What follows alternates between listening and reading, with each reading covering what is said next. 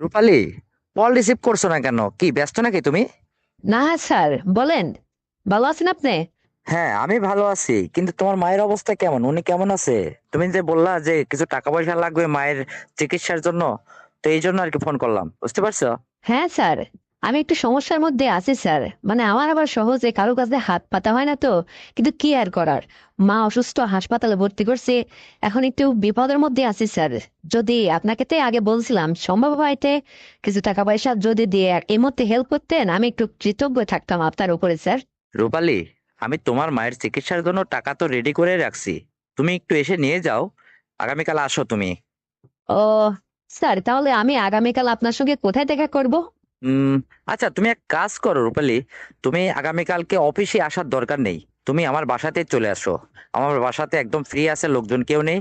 তুমি আসো, তারপরে তোমাকে একটু নাস্তা পানি খাওয়ায়ে টাকাটা দিব, তুমি তোমার মায়ের চিকিৎসা করবা, ঠিক আছে? ওকে স্যার, আমি আপনার প্রতি খুবই খুশি হলাম। কারণ আমি একটু টেনশনে ছিলাম, আমার হাতে পাতে যা ছিল স্যার, মায়ের চিকিৎসা করতে গিয়ে সব ফুরায় গেছে। এখন টেনশন করতেছিলাম যে আসলে আমার অফিসের কোনো কলিগের কাছে হাত বাড়াবো কিনা। কিন্তু তার আগেই যখন আপনি আমাকে নিজ থেকে ফোন করে একটু উপকার করছেন, আমি খুবই খুশি হলাম স্যার আপনার উপরে। আপনি আমাকে যখন যা বলবেন আমি এখন থেকে আপনার কথা মতোই চলবো। কারণ ইতিপূর্বে আপনি আমাকে অনেক অফার করছেন, অনেক কথাই বলছেন, যেটা আসলে আমি আপনার উপরে মানে একটু ভুল বোঝাবুঝির কারণে আপনার কোনো কথাই রাখিনি।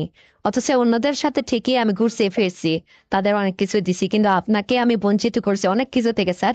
এখন থেকে আর এটা হবে না। আর এমনকি আগামীকালকে আপনার বাসাতে গেলে ওখান থেকে আপনাকে কোনো কিছু একটা দিয়েই আসবো স্যার, খালি মুখে আপনাকে আমি ওখানে রেখে আসবো না স্যার। সত্যি নাকি রূপালী? তুমি যেটা বলছো আসলেই কি এটা সত্যি? হ্যাঁ। স্যার, হ্যাঁ, রূপালী কাউকে মিথ্যা আশ্বাস দেয় না স্যার, এটা মাথায় রাখবেন। আমি এক কথার মানুষ, যাকে যখন যা দিই, কম দিনে স্যার অনেক কিছু একদম ভরিয়ে দিই। বুঝতে পারছেন? আপনি আমার উপরে অনেক খুশি হবেন। আপনার জন্য আমি একটা গিফট রেডি রাখছি স্যার, যেটা আপনি আসলে অনেক দিন ধরে চাইছেন। আপনি কখনো আমাকে জোরাজুরিও করেননি বা মন খুলে এটা বলেননি স্যার। কিন্তু আমি বুঝতে পারছি স্যার। কিন্তু আগামীকালকে যখন আমি আপনার বাসায় টাকা নিতে আসবো, আপনাকে আমি দিয়েই আসবো স্যার। আপনি এই নিয়ে কোনো টেনশন করেন না তো। আপনার বাকি জীবনটাও আমি দেখবো স্যার। আমি জানি যে আপনি ব্যাচেলার বাসা থাকেন, আপনার অনেক কিছুর প্রয়োজন হয়, আসলে আপনি আমাকে বলেন না তাই। তাছাড়া আমার আরো তো অফিসের কলিগ আরো দুইজন আছে, ওই যে করিম ভাই, তারপরে যে পারভেজ ভাই। ওদের সাথে ওই যে মাঝে মধ্যে আমি ঘুরতে যাই, ওরা কি আমাকে খালি খালি ছেড়ে দেয়? অনেক কিছু তারা আমার কাছ থেকে নিয়ে নেয়। আর আপনাকে শুধু শুধু আমি বঞ্চিত করছি, মানে আমি এতদিনে স্যার আসল মানুষটাই চিনলাম না। এখন আমি চিনতে পারছি বিপদের সময় কেউ থাকে না, পারভেজও নাই, উনাও নেই। অথচ এই আপনাকে কোনোদিন কোনো কিছু গিফট করতে পারেনি, আপনার সঙ্গে একটু সময়ও দিইনি। আর আজকে আমার বিপদের দিনে আপনি আমাকে সাহায্যের হাত বাড়াই দিলেন। এই জন্য আমি আপনাকে নিজ থেকেই অনেক কিছু দিব, যা আপনি কল্পনাও করতে পারবেন না স্যার। আপনি টেনশন করেন না, আমি কালকে কয়টা আসবো স্যার? এই রূপালী, তুমি কালকে এক কাজ করো, ঠিক বেলা 3টার পরে আমার বাসাতে আসো তো। আর আসার আগে আমাকে একটা ফোন করে আসবা, বুঝতে পারছো? আমি যদি কোথাও কোনো কাজে আটকে থাকি বাইরে, তবু আমি বাসাতে চলে আসব। আর আমি বাসাতে থাকারই চেষ্টা করব, তুমি 3টার মধ্যেই চলে আসবা, বুঝতে পারছো? ওকে স্যার, তাই হবে। আমি কালকে 3টার মধ্যেই চলে আসব। আর শোনেন স্যার, আপনি একটু নিজে মানসিকভাবে প্রস্তুতি থাকবেন। বুঝতে পারছেন আমি কি বলছি? আমার কথা বোঝেননি আপনি? আরে হ্যাঁ, তুমি টেনশন করো না তো, তুমি আসলে যা বলতে চাইছো আমি বুঝতে পারছি।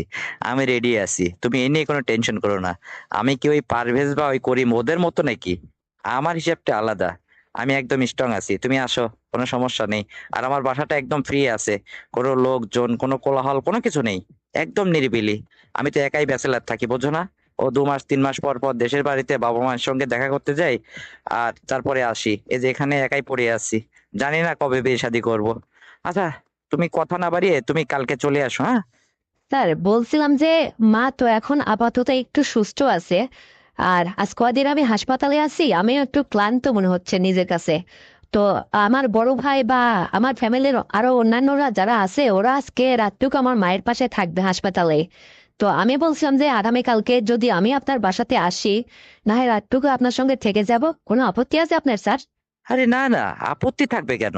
এটা তো আরো ভালো হয়, একটু সময়টা বেশি পাওয়া যাবে, বেশি বেশি করে মজা করা যাবে, বুঝতে পারছো? হুম। এই তাড়াহুড়ার কাজ নাকি?